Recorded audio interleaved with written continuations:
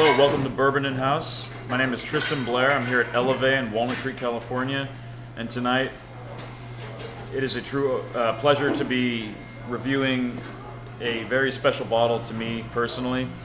It is a bottle of Jim Beam from 1959, 100 proof Jim Beam from 1959.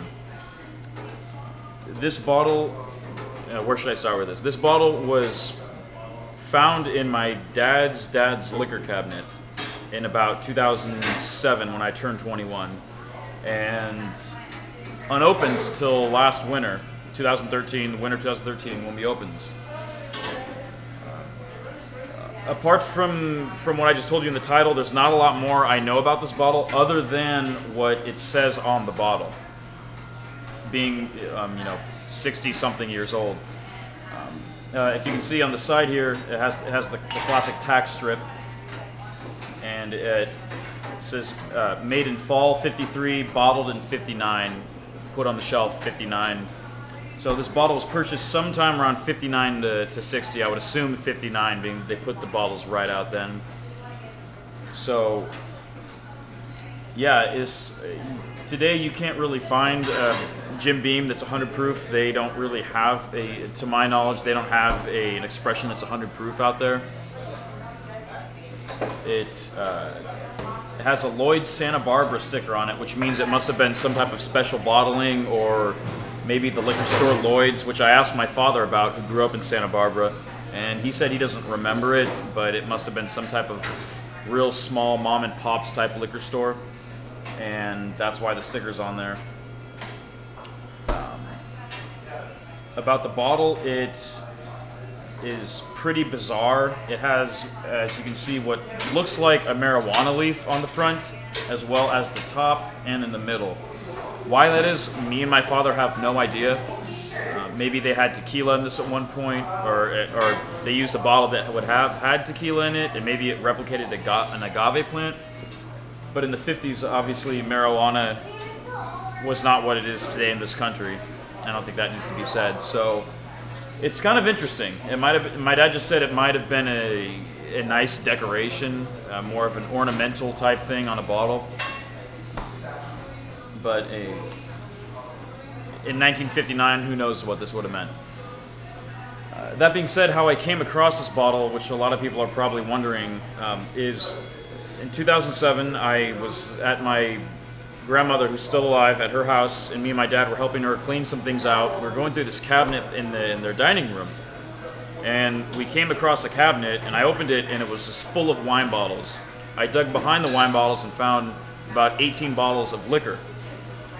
Well, then my dad then told me, which I was not aware of this, my grandfather was a teetotaler, so he basically never drank. And in other words, he received this bottle amongst several others as gifts over the years and just kept them there. So when I found this, it was completely unopened until last winter when I opened it. So it's been sitting there for about 60 years or so, and along with, we found a bottle of Jack Daniels from 1954, a couple bottles of Seagram's VO, etc., etc. Smirnoff, Beefeater, you name it. Kind of just the basics that he would have received as gifts over the years. Again, this is what my father's father claims. I would have no idea. But yeah, we came across it that way, and that being said, it's a true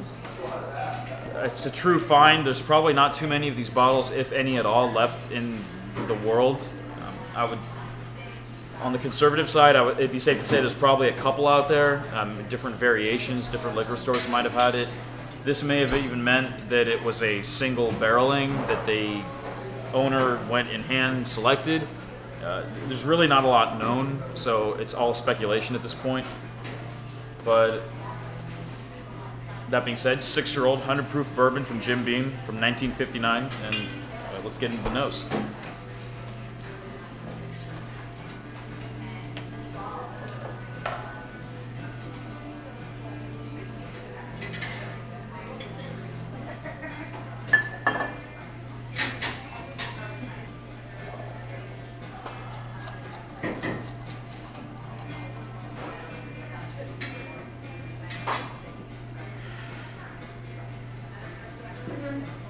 When I first had this, actually my father and a coworker first had this when I was in Tahoe for the winter with some friends. So I wasn't even there when they first opened this, but he said 3 words to me on the phone when he called me and told me about this, and he said Pappy Van Winkle. And when he said that, I knew he meant this really reminded him of that. And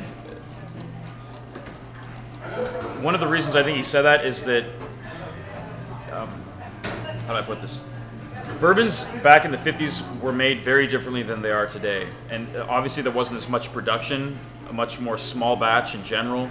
And this bourbon is a true testament to what bourbons were to what they are now. If you compare this to a 4-year-old Jim Beam standard, there's absolutely no comparison. I wish I could give everybody a glass of this and they could all try it, but that's obviously not going to happen. On the nose, you get a lot of that candied cigar box, bright yellow and orange citrus,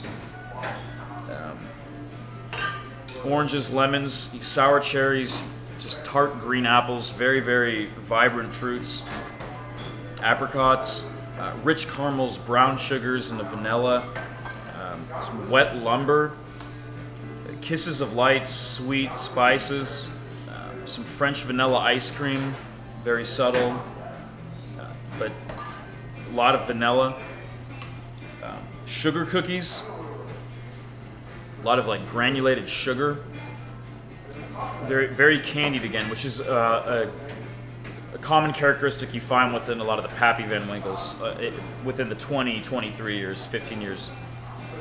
Yet this is only a 6-year-old bourbon.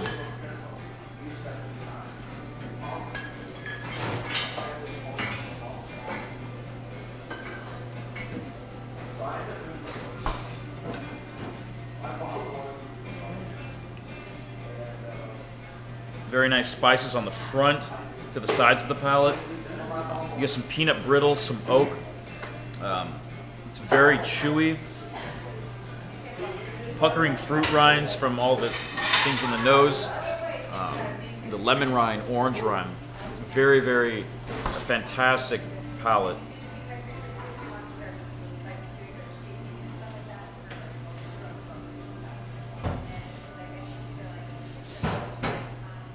It's much more gentle for a 6-year. It kind of replicates more of what the 20 Pappy tastes like, which is interesting considering it's only 6 years old. It's definitely on the younger side. Really, there's no words to explain this bourbon. I wish I could, and I hate to just say that, but there's really no real words other than to say if you've had a Pappy Van Winkle, this is what that tastes like. Has an outstanding and elegant finish, really long spice. Vanilla bean comes through from the palate. That nice oak, lingering warmth. Water definitely brings out a little bit of spice. As you can see, I've had an adequate amount in this bottle. Water definitely brings out some spice, which I found very interesting.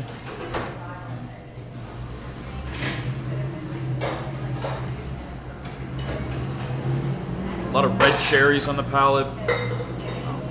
Just a perfect amount of char, too. Not too intense. At 100 proof, it's not quite a barrel strength, but definitely well above an 80 or 90 proof. Yeah, other than that, this bottle's kind of a mystery. There's really not a lot to know about it. After my grandfather passed, obviously there's no real way of knowing how he came across this or purchased this, received it as a gift. We assume it's a gift because he didn't drink.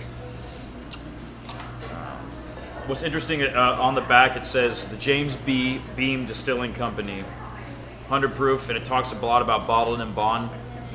Also talks about how this is illegal to refill this bottle after it's finished, which I don't plan on doing. But it's just kind of funny the things that change over time that 60 years ago they would have had, and now they don't. I mean, this really is a piece of history, and I'm very proud to have this. And yeah, that's the 1959 100 proof Jim Beam. Cheers.